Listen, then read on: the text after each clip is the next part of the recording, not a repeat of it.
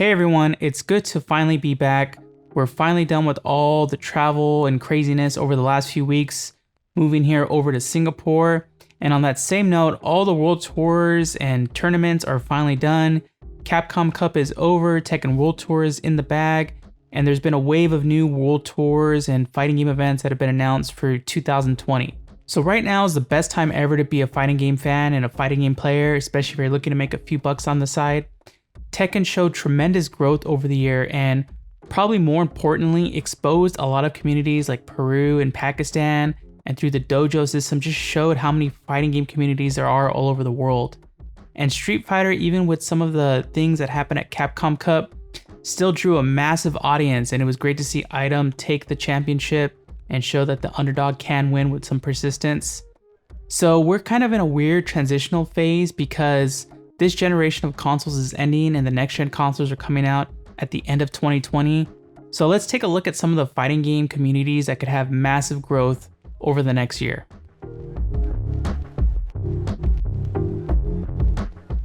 So the first game that I think will be really interesting to watch is Soul Calibur.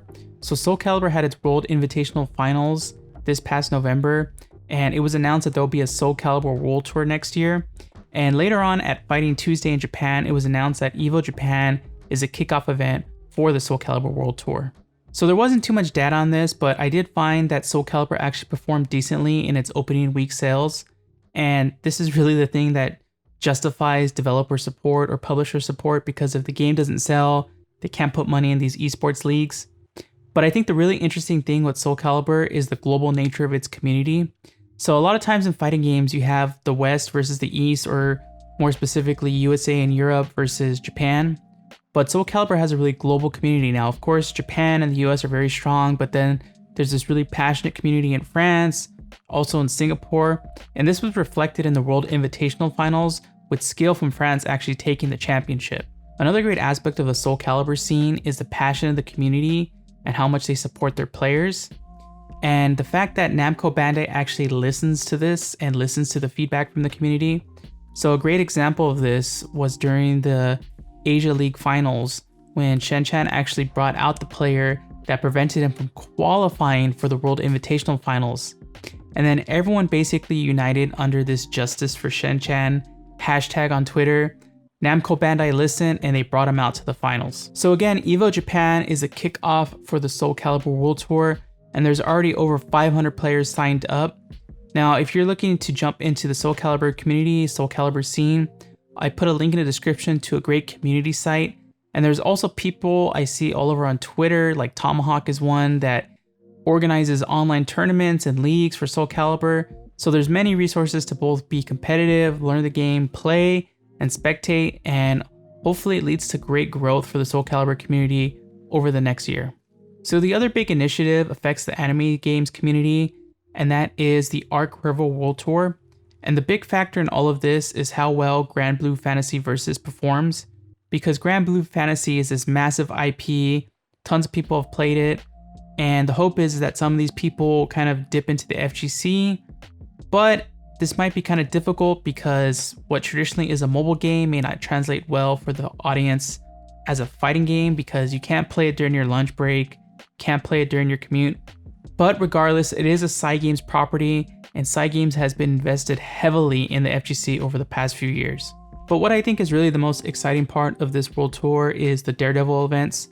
Hopefully more details come out, but this seems to be focused on building up the local communities rather than just building up the established FGC majors like all the other World Tours have done in the past.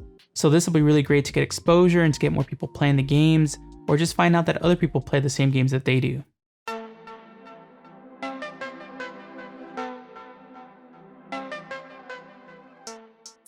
So I was actually working in Anime Games Festival a couple weeks ago, and I was watching the gaming stage, and I was watching one fighting game that people were playing that's coming out soon. And what I think will be the biggest fighting game of 2020 is...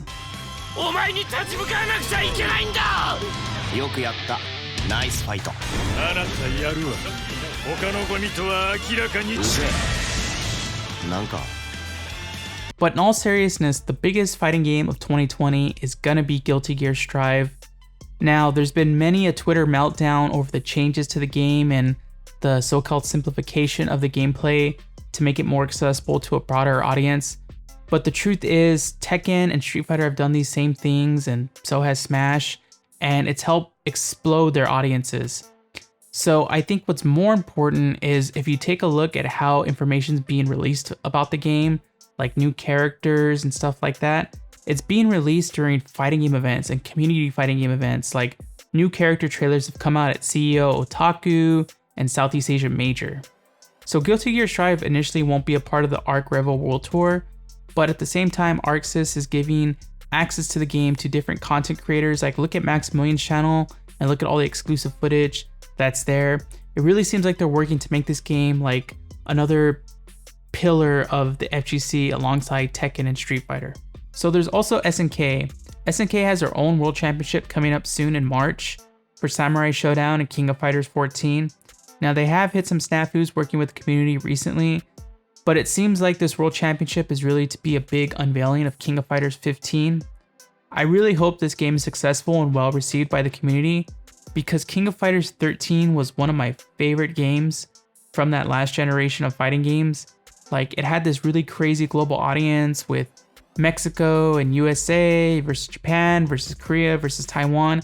It had like that Tekken feel where every country had their own KOF community and there was all these hidden killers that came out of nowhere. The game was hype, the combos were hype, it was an MLG, the EVO finals were some of the best finals ever, and then just kind of King of Fighters 14 just kind of like flopped, I guess, a bit, or it didn't just capture that same spark. So that's unfortunate, but let's hope that changes with King of Fighters 15. So I want to ask you, what fighting game are you looking forward to the most in 2020? And what do you think about all these pro tours and leagues popping up? Are you interested in competing or watching them? And what generation of fighting games do you think was the best? Was it this console generation, PS4 and Xbox One, or was it the previous with the Xbox 360 and PS3? Let me know in the comments. Thanks so much for watching. Give a like if you enjoyed it. Make sure to subscribe because now we're here in Singapore. We're on the content grind. For all you viewers out there, I hope you get a good break during the holidays. I hope you get to relax, play some fighting games, chill, stream Monster, who knows, whatever. Catch y'all later. See ya.